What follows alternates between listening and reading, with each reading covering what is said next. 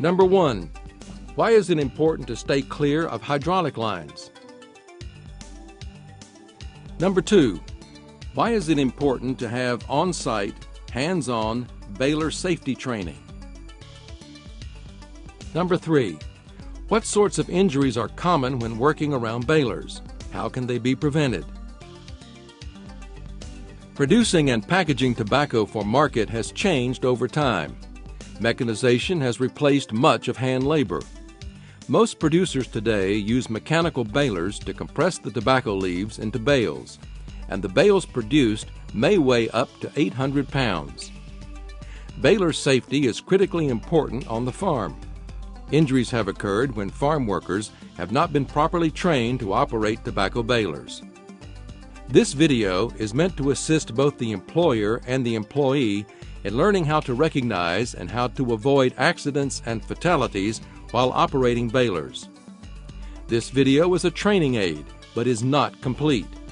As an employer, you will need to provide on-site training to ensure that farm employees understand the baler that they will be operating. As an employee, you will need to follow safety instructions provided. Employers should develop, implement, and enforce a comprehensive written safety program for all workers. Training should include hazard recognition and the avoidance of unsafe conditions. Only trained and authorized employees should operate farm equipment, including a mechanical tobacco baler. Employees must be trained on-site using the mechanical baler they will be operating. Employers should ensure that the baler is in good working condition, maintaining it and replacing parts as needed. The baler should not be modified without prior authorization from the manufacturer. All employees should remain clear of moving parts and pinch points. A sample checklist in the employee's native language can be used to indicate proficiency with the machine. As always, proper PPE is important. Sturdy work boots or sturdy closed-toed shoes are required when working on the farm near a baler. Follow the manufacturer's guidelines for appropriate clothing and protective equipment. Your employer may have additional requirements. Be sure to ask your supervisor about these. As always, it's important to read and understand the owner's manual for the tobacco baler you'll be using. If there is not an owner's manual present with the machine, ask for one.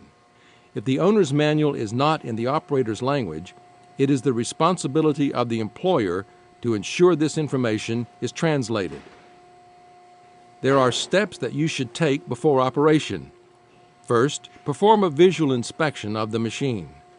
Any visible leaks in hydraulic lines should be addressed. You should not touch these areas, but bring it to the attention of a supervisor or person who is qualified to do maintenance.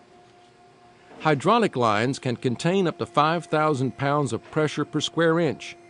These lines are capable of seriously injuring you if they break. They are filled with extremely hot fluid, which can cause severe burns. You should always keep hands, arms, and clothing away from all moving parts. Injuries to the hand are the most common injuries experienced while operating balers. You should be sure that all employees are standing clear of the baler before ejecting the bale. These bales weigh between 700 and 800 pounds and can cause injuries. Additionally, the outwardly swinging door of the baler can strike anyone who is nearby when a bale is ejected. Keep the work area around the baler free from trash to prevent slips and falls. This video does not take the place of comprehensive on-site training.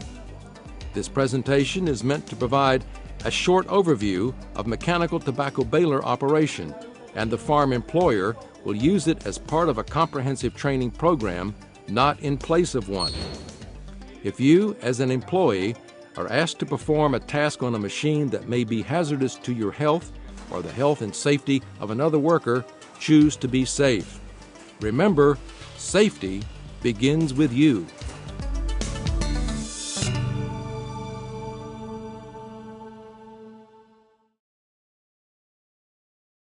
Number 1.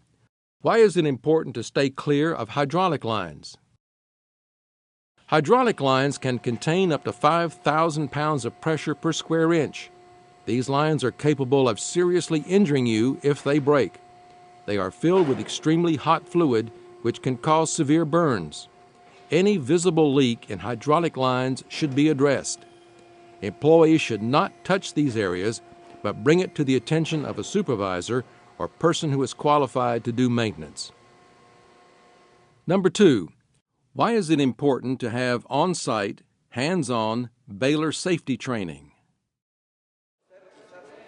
Baler training is not complete until you have been trained on-site and hands-on with a specific type of baler used on the farm.